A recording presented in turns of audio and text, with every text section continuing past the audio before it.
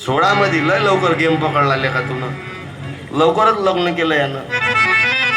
आहे आपापल्या प्रकृतीनुसार 2 वर्षाचे 2 कॅलेंडर काढलेले का. आता पुढं काही प्रगती, ब्रेक मारला काय. वा वा, धन्यवाद देतो. नवीन नवीन लग्न राहते, माणूस प्रेमात राहते ना, हातात हात पकडूनच जाते बाजारात जात असले की. बायकोचा हात नाही, हातात हात पकडूनच जाते. आणि जाता जाता जर बायको जाताना समोर गड्डा जर आला ना रस्त्यात, तर नवीन नवीन नवरा काय करते, त्या बायकोला जवळ ओढते, इकडे ये, त्या पायाला लागल, नाजूक आहे तुझे पाय, तिले प्रेमानं जवळ ओढते. मग एखाद वर्ष झालं रस्त्यानं जात असले आणि गड्डा जर आला तर हा बायकोले काय करते, दूर ढकलते, पाहिजे बाजूनं जा, पाहून चालत जा, गड्डे गिड्डे राहते. मग 4-5 वर्ष झाले, याच्याही तोंडाचा नकाशा बदलते, तिथंही थुतर खराब होते. मग जाता जाता जर रस्त्यात गड्डा आला ना तर हा नवरा काय करते, होय ना तिकडं भोकणे आहे का जाशील ना गड्ड्यात.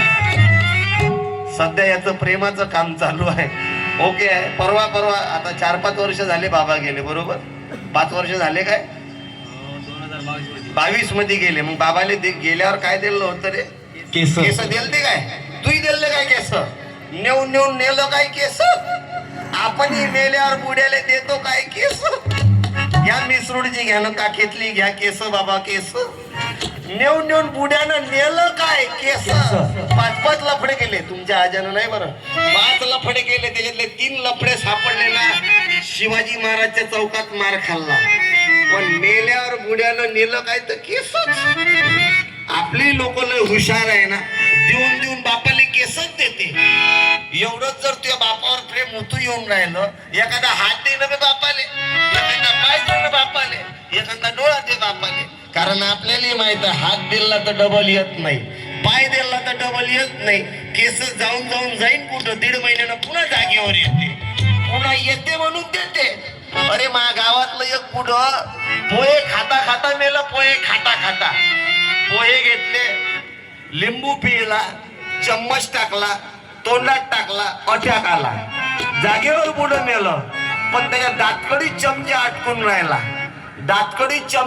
राहिला, त्याच्या नातवाने बसवलं छातीवर, पोरानं दिल्ली कपाळावर लात, चमचा खिचला, शेवटपर्यंत चमचा निघाला नाही. आखरी तसंच बुड उचललं, सरनावर जाळलं. मग मेल्यावर बुड्यानं नेला काय तर 5 रुपयाचा चमचा. माझी विनंती आहे, जिवंतपणी मायबापाची सेवा करा. जिवंतपणी लाता मारता, नेल्यावर तेरवी करता.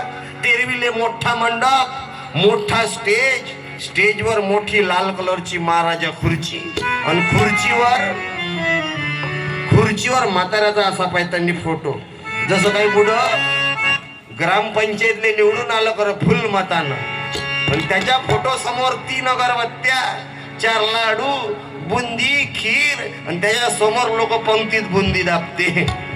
आणि ते पुढं त्या फोटोतून पाहिजे, अबे बिना सागरीचा चहा बाजून मारला ते नाही, भूत बनून छात्यावर बसशील तर.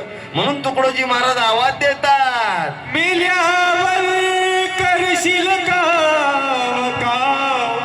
मिल्यावर करशील का, कसा मग तारीला पण करीला, कसा मग तारीला पण करीला, कसा मग तारीला पण करीला. मिल्यावर करशील का, मिल्यावर करशील का, कसा मग तारीला पण करीला, कसा मग तारीला पण करीला. जिंदे बाप को रोटी ना देवे, मरे बाद पछतावे, मुठभर चावल हाथ में लेकर कौवा बाप बुलावे. आम्ही वृद्धाश्रम पाहतो भाव, वृद्धाश्रमात मी नेहमी जात असतो. वृद्धाश्रमात कोणी शेतकऱ्याचे मायबाप नाही आहे.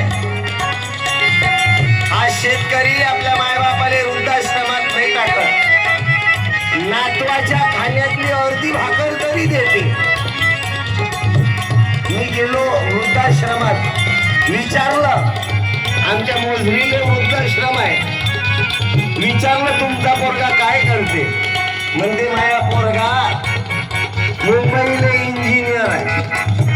कोणी म्हणे माझा पोरगा बाहेर देशात आहे.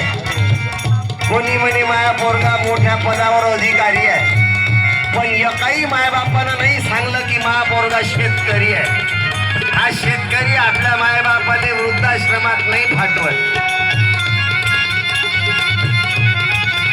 पेल्यावर करशील काम काम, पेल्यावर करशील काम काम, कसा मग तारील पंढरीला, कसा मग तारील पंढरीला.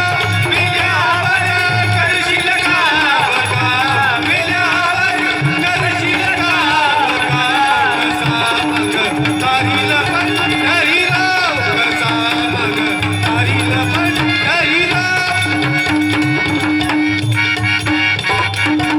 फोटो दाखवा बरं आपण.